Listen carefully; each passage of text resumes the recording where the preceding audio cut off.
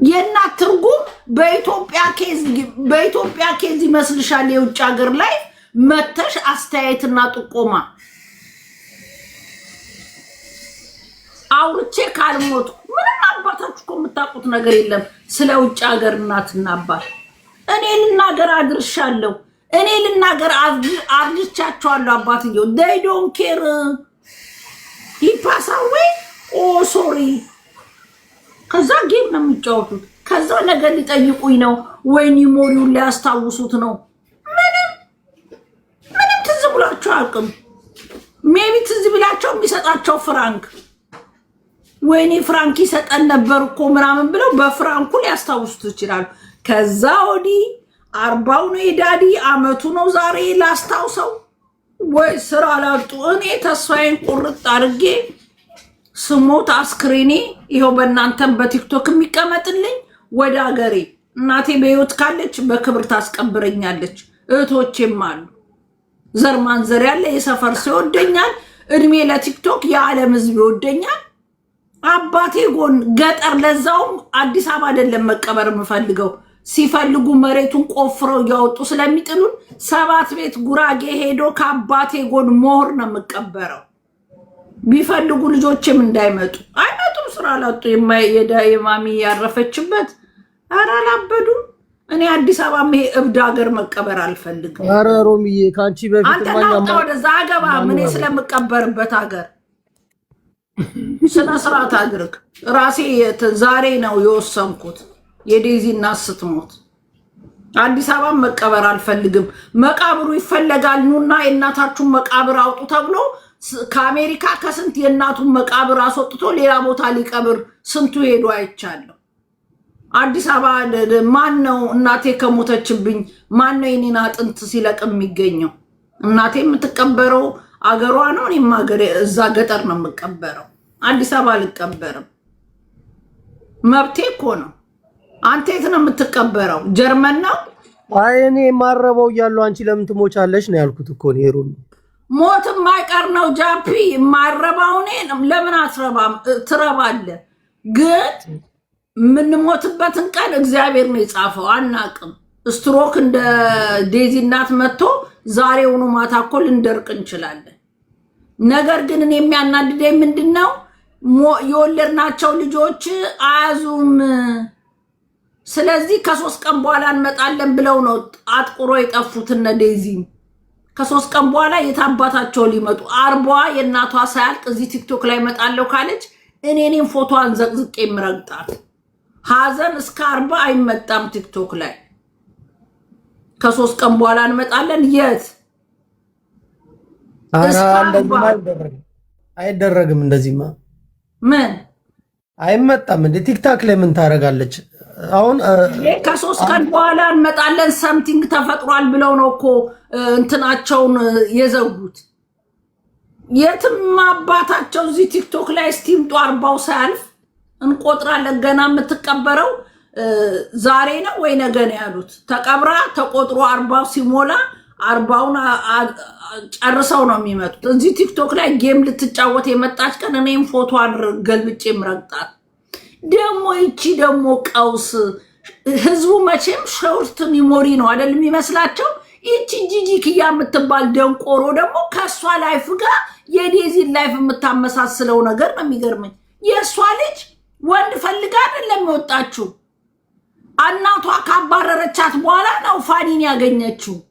ራሴ ቆልቶኛል ወንድ ፈልጋለሁ እናንተ ያላችሁ መሸካሸክ አልቻልኩም ብላ ናቲንም እንትናን ሳምሪንም ያባረረቻቸው ወንድ ፈልጋ ነው። ምን አገናኘው ከዴዚ ጋር? ከወጣች በኋላ ሳምሪ መሄጃ ስታጣ ከፋኒ ጋር መጀመሪያ በፍቅር አይደለም የተገናኙት። ደባል ገባ አይደለም የተገናኙት። ሊያስጠጋት መሄጃ ስለሌላት አስጠጋት። በዛው ፍቅር ጀመሩ። ይሄንን ራሳቸው ሲናገሩ ሰምታል። ምድረ ሾርት ሊሞሪ እኔ የሚደረሰብኝ እንደነ ዴዚ የዴዚን ጦሱ ሰጂ ያንቺ ልጅ አባረሻት እንጂ ወንድ ፈልጋ አልወጣችም። ከዛ ከወጣች ደግሞ መውለድ ያለ ነው ወልዳለች። አሁን ደግሞ የፋኒ ልጅ ቁጭ ብለሽ እያሳደግሽ ነው። ያቺኛው ፓምፐር አልነካም፣ እኔ ፓምፐር አልነካም፣ እኔ እንዲህ አልነካም። እንትናን የጠበሰች ጊዜ ሆዴን እኔ በስመ አብ ስትል ይኸው አሁን ፓምፐርሷን እየጠረገች ሽንታቸውን እየጠረገች ቁጭ ብላ እያበላቻቸው። ምን አገናኘው የእሷ ህይወትና የነ ዴዚ ህይወት? ዴዚ እኮ ብትሆንም ከነጭና ከአበሻ የተወለደች ናት። ምንም ብታረግ እኮ ያምርባታል። ያዝናሉ ብዬ አላምንም።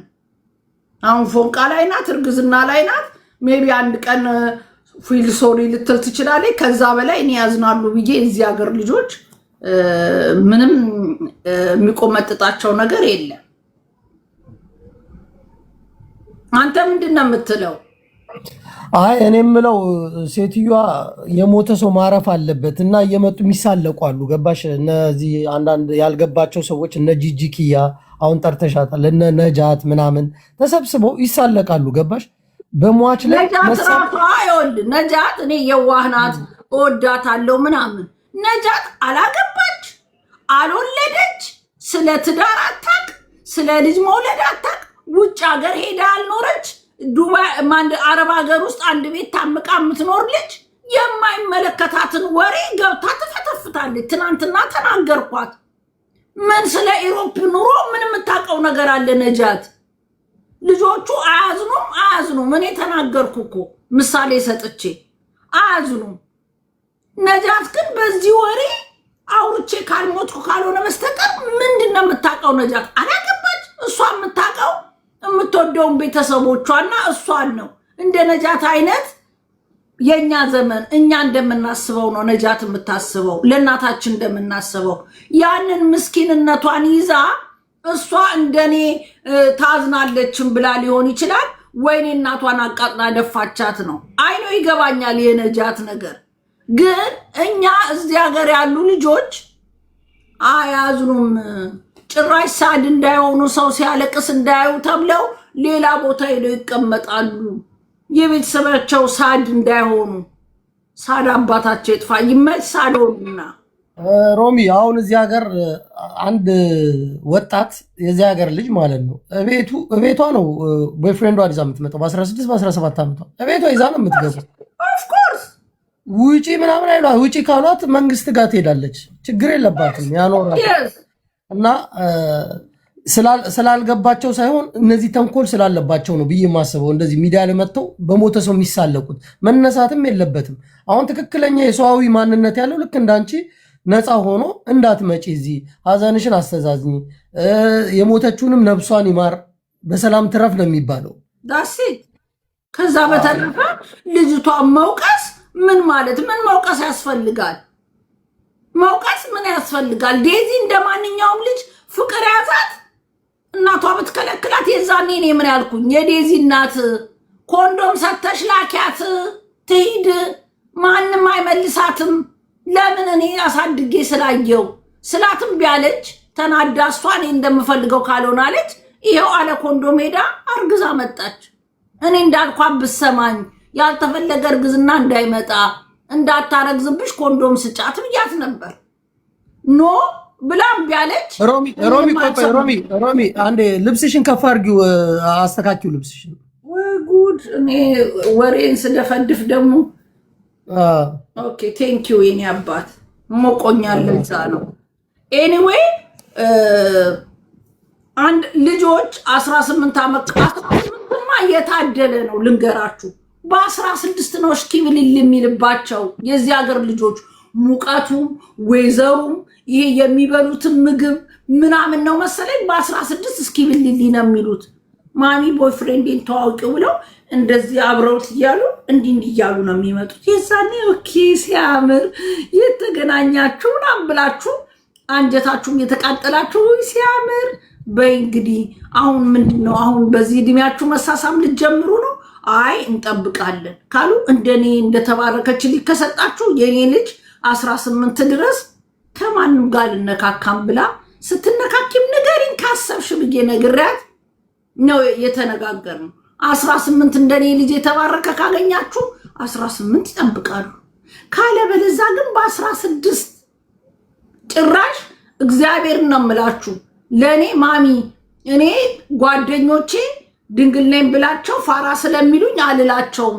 እኛ ክፍል ስንት ነው 30 ምናምን ናቸው። አንድ ሰው ቨርጅን የለም በእኛ ጓደኛ ውስጥ ብላ ነው ለእኔ ልጄ አፋውጥታ የነገረችኝ። በ15 እና በ12 በ13 ጠቅጠቅ ተደራርገው ምኑንም የሌለ የመጨረሻው ዘመን ላይ ነው ያለ ነው። እንኳን ማመስገን ዴዚ የ2 ዓመት ልጅ ወንድ ወዳ ሄዳ እናቷን ካደች። ኖ በጣም ጨዋ የተባረከች 22 ዓመት ድረስ ራሷን ቦይፍሬንድ ሳትይዝ የተቀመጠች የተከበረች ልጅ ናት። በ22 ዓመቷ ደግሞ ራሷ ሚዲያ ላይ ይዛት መጣች። አሌክስን የመሰለ አይኑ ኮብለል ያለ ቆንጅዬ ልጅ አገኘች። ፎንቃ ያዛት። ለእናትየው ብትነግር ታይ እንዳትላት እምቢ ስትል ቢቸግራት ወይ በዘሩ እንደዚህ ነው አለቻት። ልጅቷ ሆዷ ቲማቲም ነው ወታ ተናገረች። ነጭ አገባ እኔን ወለደ ብላ በዚች በተንተባተበችው አንደበቷ እኔ ዋይ ትግሬ ባገባ አንቺ ነጭ አግብተሽ ዋይ ትከለክኛለሽ አለቻት። አገባች። ወሬቨር ሽማግሌ ስላኮረፈች አላኩም እንጂ እንዳየነው ሀብዚ ወርቅ አርጎ አበሻ ቀሚስ አልብሶ ራሳቸው እርስ በርስ ተጋቡ። የእሱ ቤተሰብ ተጠርተው ከዛ ወዲያ አረገዘች። በክብር ቀለበት አድርገው ተጋቡ። እናትየው ስለሌሉ ነው እንጂ እዚህ ላይ ልጅየው የምትወቀስበት ምንም ነገር የለም። 22 ዓመት በዚህ እድሜ በጣም ጠብቃለች። በጣም እንደ ሀሳብ የሰው ልጅ ማመስገን ያለበት ሴት ልጅ ወንድ ይዛ ብትመጣ ወንድ ሴት ይዞ ቢመጣ ኖርማል ነው። ተመሳሳይ ጾታ ይዞብሽ ቢመጡ እኮ በቃ ያ ነው ውርደትሽ የሚሆነው።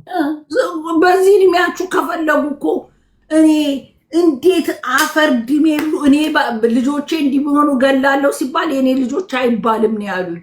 ወይ ስላቸው ፍሪደም ያለበት ሀገር ነው። አንዳንድ ሰው እንደሚወድ ካለ ኖርማል ነው ብለውኝ ከልጆቼ ጋር ልጋደል ነበር አንድ ቀን። ማሚቲዝ ኖርማል እናንተ ሰላም ትላላችሁ። ዊ ሃቭ ፍሬንድ ስኩል ፍሬንድ አለን ኖርማል ነው የሚሏችሁ።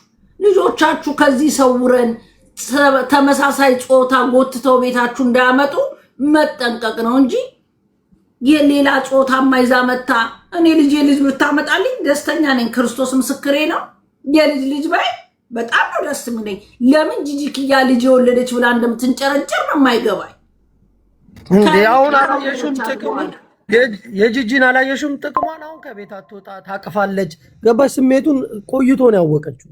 ታቅፋለች፣ ልጆቹ ሲያለቅሱ ታጫውታለች፣ ፓርክ ይዛ ትሄዳለች። እንደ ድሮ ግራ ይገባት የምትሄድበት ልጆቹን ይዛ ፓርክ፣ ማክዶናልድ፣ ኬኤፍሲ ሲፈልጉ የተለያየ ቦታ እየሄደች አሁን ጂጂክያ ቢዚ ላይፍ ላይ እንደ ድሮ ዝም ብላ መሰጣት አችልም። ቆዩ ዞር በሉ ዝም በሉ እያለች አጫዋች አገኘች። አይስክሬም ይልሳሉ፣ አእምሯቸው ይልሳሉ። በዛ ላይ ወንዱ ልጅ ቁጭ እንትናን ነው ፋንጌን ሲናፍቁ የትም ሄዳ አይጠበቅባቸውም። ቤታቸው በትንሹ መጥቶላቸዋል። ምን ያማራታል እሱ? አሁን ልሞት ነበር ባለፈልፍ ልሞት ነበር ትላለች። 2 ቆንጅዬ ልጆች 4 አበዛችሁ። እድሜዋን ደግሞ ለመደበቅ እንደውም ህፃናቶቹ ጨዋ እንድትሆን አረጓት። ጨዋ ጂጂክያ ከኔ ለማነስ ብላ እድሜዋን 40 እና እንትና ሳምሪ ራሷ 30 አንጭራለች እኮ። ሳምሪን እንደው በ20 ዓመቷ 56 ነው የጂጂ እድሜ። ከኔ ለማነስ ብላ የምታመጣው እኔ እንኳን ገና የልጅ አላየሁም። 59 ነው ሮሚ 59 ነው 59 እንግዲህ ወደ ልደቷን ስላከበረ በደንብ ያውቃል። 40 ማለፍ አትፈልግም። የሚገርም ነገር 40 ማለፍ አትፈልግም ጂጂክያ። እዚህ ቲክቶክ ላይ ካሉ ትልቅ ሰዎች አንቱ ተብላ አስታራቂ መሆን ያለባት እድሜዋ የጫረ እሷ ናት። አትናገርም። እድሜዋን ትደብቃለች። የልጅ አይታችኋል። የልጅ ልጆቼ ብትሞት አትላቸው። ልጆቹ ነው የምትለው። የልጅ ካለች ሀያት መሆኗ ትዝ ስላት ያስጭራታል። አሁን ነገ የልጇ 18 ዓመት ሲከበር ደግሞ እሷም እድሜዋ ከ40 አያልፍም። ሚዲያ ላይ ከመጣች ጀምሮ 10 ዓመት ነው 40 ላይ ነው ስታካርጋ ቁጭ ያለችው። የእሷ እድሜ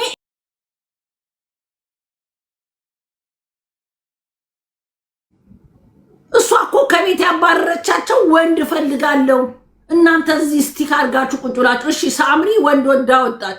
እንትና ምን አረገ ወንዱ? ሁለቱንም እኮ አስጭራቸዋለች። አሁን እኔ ጥለውን ሲሄዱ ደግሞ ያለችው ተረት የሳምሪ በትልቁ ፎቶ ነበር አውጥቼ ስጥለው አንዷ የሞዴል ፎቶ ለምን ትጥያለሽ አለችኝና ልግዛሽ አለችኝ። በቃ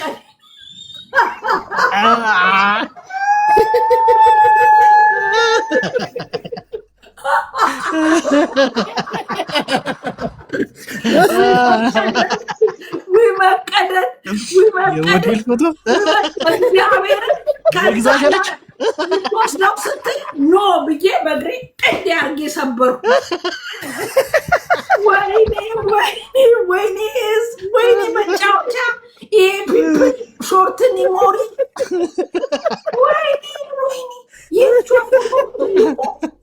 ጥላው አንዷ የሞዴል ፎቶ ለምንድን ነው የምትይው አለችኝ አለች። ልጄ መሆኗንም አልነገርኳት። ወስደዋለሁ እሺ ልግዛሽ አለችኝ። የሳምሪ ፎቶ ማለት ነው። አይ መቀደድ፣ አይ መሰንጠቅ፣ አይ አማረልኝ አዳመጡኝ ብሎ መሰንጠቅ። ይህን ታሪክ ለወዴ ከነገረች ውስጥ ወዴ ነግራለች። ሮሚ ጅቦ ልግባ እያለ ነው እኮ አስገቡታ። ሞዴሬተር የለንማ። መነጽር ስላላረግሽ አታዩም። በቃ ከታች ሮሚ ይኸው አሁን 2000 ምናምን ሰዎች አሉ። እህት ስምኝ ማሮሚ አሁን 2000 ምናምን ሰዎች አሉ። አንዳንድ ሳይቆርጡ እጣውን እንዳይወርዱ ንገራቸው። ፍቄ መጣ ወደ እጣው እንሄዳለን። እሺ እናስደግዋ። አይ በእናትሽ ትፍቄ እኔ ቤተክርስቲያን ሄጄ ነው የመጣሁት። ወርቄ ፍቄን አስገቢው።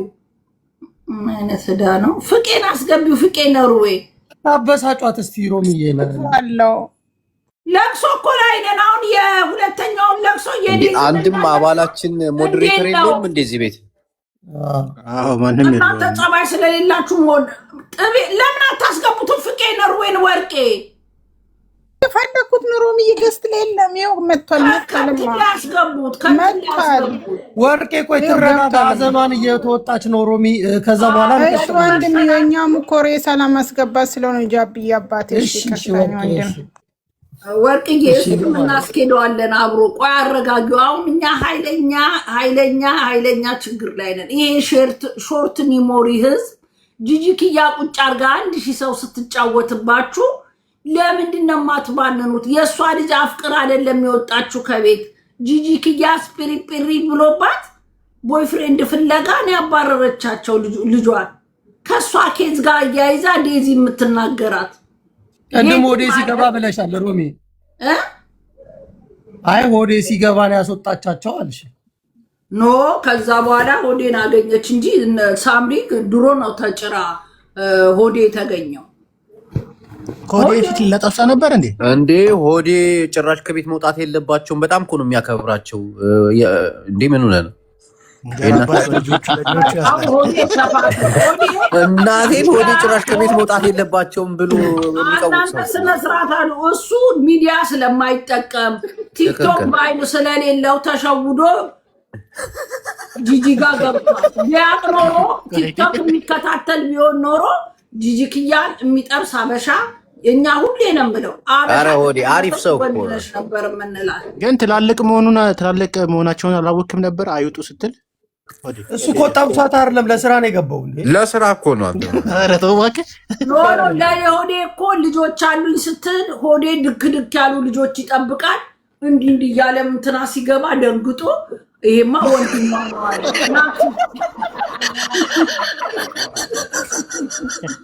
ሮሚ አይ ሆዴ አሪፍ ሰው ነው። ኧረ ጨዋታ ቀይሩ ጃቢ። ሆዴ እኮ ቶሎ ይደብራታል ጨዋታችን። አላመነም። ኖ ለምን ይደብረዋል? ሀቅ የሆነ እኮ ነገር ነው እንዴ። ዋሸን እንዴ? ሆዴ ሲጀምር ለስራ ነው እዛ ቤት የገባው፣ ለሌላ ነገር እኮ አይደለም። ለስራ ሮሚ የሆነ የዩቲዩብ ቪዲዮ የተሻለ እነሱን የአመት በዓል ቪዲዮ ላይ አባዬ ሲለው ሆዴ ደንግጦ እረፍ እንደሱ አትበል። እረፍ ስነ ስርዓት አድርግ። ኖ እንደሷ ኧረ ቡላላ ተው ተው ተው፣ ከወዴ ጋር ቡላላ ተው። ኤኒዌይ አሁንም ይህንን ላይፍ የምትከታተሉ ሾርት ኒሞሪ አትሆኑ። በዚህ ሳምንት ብቻ በጣም የሚያሳዝን ሀዘን ሰምተናል። ለገሰ ኮሪር የማታውቁት የላችሁም። ከሊቢያ ወደ ጣሊያን ሲሻገር መርከብ ተገልብጦ ነው የሞተው። 2 ዲግሪ ያለው አንድ ለእናቱ እንደ ዴዚ የዴዚም አንድ ለእናቷ ናት። ወንድማችንም ሞቶ እንግዲህ ሁላችሁም እየተከታተላችሁ ነው። አይፎን 17 እያጫረትን ነው። 5 ሺህ ብር ነው። ያቅማችሁን ግቡ። ያቅማችሁን እየገባችሁ ዛሬ መጨረስ አለብን። እናቱ ከሞተ ተብሎ ከተነገረ ጀምረው የድሮ እናቶች ማለት ነው ምግብ አይበሉም፣ ታመው ሆስፒታል ናቸው። ያው ልጅ ግን እናት ሞተ ሲባል ማታ ጊዜ ፓብ ነው የሚሄዱት። ያው ልጅና የድሮ እናቶችና በእኛ ዘመን ያለን ልጆች አንድ አይደለም። እስከ ማለመብላት እስከ መታመም ልጅ ሞቶ ሆስፒታል እስከ መግባት ነው እናቶቻችን የሚደርሱት። የዚህ ዘመን ልጆች ደግሞ እናትሽ ሞተ ተነግሯት ሶሪ ብላ በማግስቱ ትምህርት ስራቸው ነው የሚሄዱት። ስራ ይሄዳሉ፣ ወሬቨሪቲዝ የሚሄዱበት ይሄዳሉ። ያውን ዘመንና የድሮ ዘመን አንዳ የለገሰ እናት ምግብ አልበላም አስክሬኑን ካላየው ብለው እያስቸገሩ በግልኮስ ነው ያሉት ሆስፒታል ተወስደው። ይሄ ነው ልዩነቱ ይሄ ነው። እጣውንም በምንድን ነው የሚቆርጡት? ሎሚ ታዲያ አካውንቱ እዛ በቢጫው የተጻፈው አካውንቱ በቢጫው የተጻፈ ነው። እሱ ላይ 5 ሺህ ብር እያስገባችሁ እጣውን ተመዝገቡ። ፍቄ ኖርዌይ እየመዘገበ ነው። እንደ እግዚአብሔር ፍቃድ ዛሬ እጣውን እንጨርሳለን። የአይፎን 17 ባለቤት ማን እንደሚሆን አናቅም። እኛም ጨርሰን አስክሬኑን ለእናቱ አስገብተን ሀዘናችንን እንዘጋለን። ሁላችሁም ያያችሁት ይመስለኛል። ራሱ ለሰው ወጥቶ የሚለምን የነበረ ልጅ አንድ ጊዜ ሁላችሁ እዚህ ጋር 2000 ሰዎች አላችሁ አይደል? ዝም ብላችሁ 5 ሺህ ብር አግዟትና ሮሚም ከሀዘን ከጭንቀት ሰሞኑን አይታችኋታል፣ ቁጭ ብላን ያለችው እና አግዟት። በቃ ይህንን ነገር ትወጣና እሷም ደግሞ ወደ ጨዋታዋ ትግባ እና የምትችሉ ተባበሯት። ባለፈውም እንደዚህ አጋጥሞታል፣ ዛሬም አሁን አለ። ተባብረን እጣውን ቆርጠን እጣውን እንቁረጥ። ሾርት ኒሞሪ አትሆኑ። በየቤቱ ደግሞ የዴዚን እናት ፎቶ አድርጋችሁ የምታላዝኑ የሰው ለቅሶ ባህላችሁን የምትረሱ አቁሙ። የሴትዮዋን ፎቶ አትፖስቱ እንዴ! ሰው እህቶች እኮ አሏት።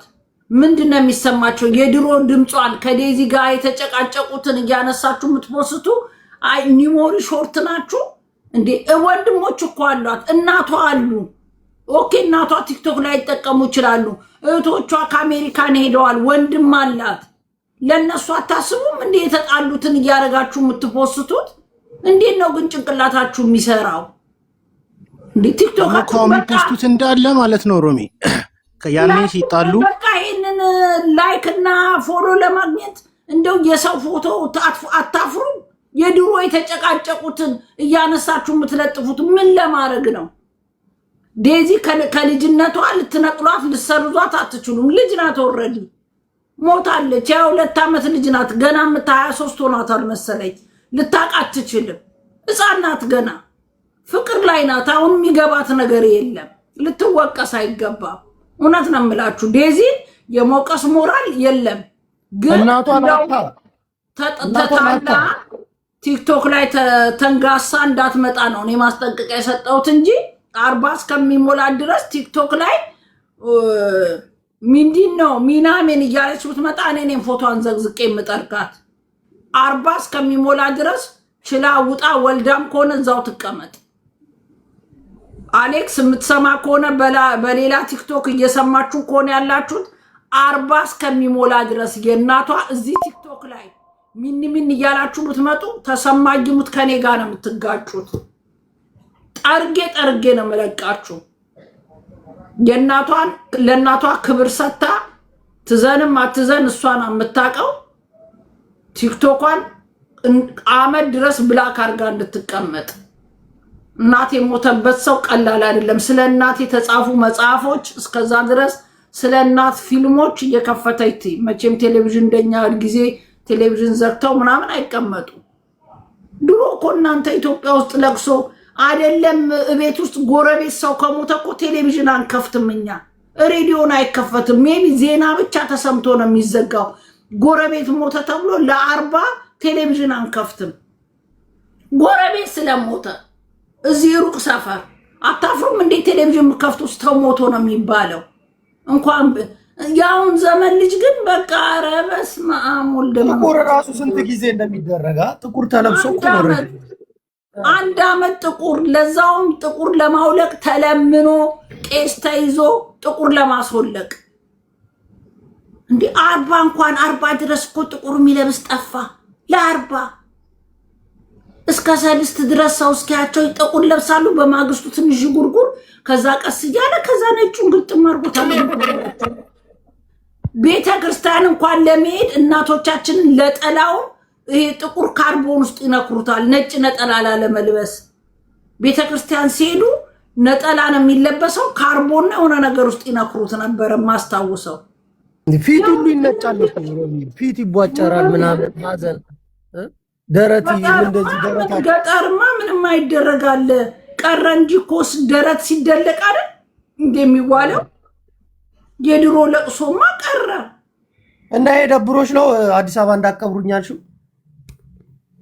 አዲስ አበባ እንዳቀብሩኝ አልኩት። አንድ ልጅ የኛ ሰፈር ልጅ ከአሜሪካ መታ ምን ሆነች ነው ስላ ድሮ በእኛ ጊዜ የሞቱት እናቷን ሊታረስ ነው።